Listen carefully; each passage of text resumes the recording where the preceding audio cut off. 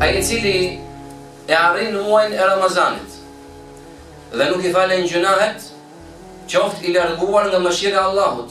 Thot Gjebraili alayhi salam. Thot kush? Gjebraili alayhi salam, i cili vinte me shpalljen. I thot profetit sallallahu alaihi wasallam, bulës së profetëve, "Qul amin", thuaj amin.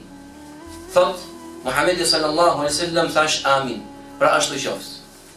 Këtë arsye do të përpiqemi. Feja është e qartë.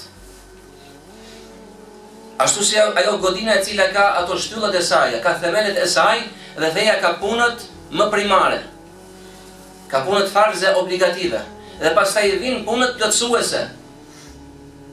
Këto punë plotësuese vetëm se zbukurojnë ndërtesën. Apo plotësojnë mangësitë e punëve obligative. Dhe po kështu prej punëve të mira gjatë këtyre ditëve është dhënia e sadakas. Po kështu është shtrimi i iftareve, po kështu mbajtja e lidhjeve parafisnore e kështu me radhë.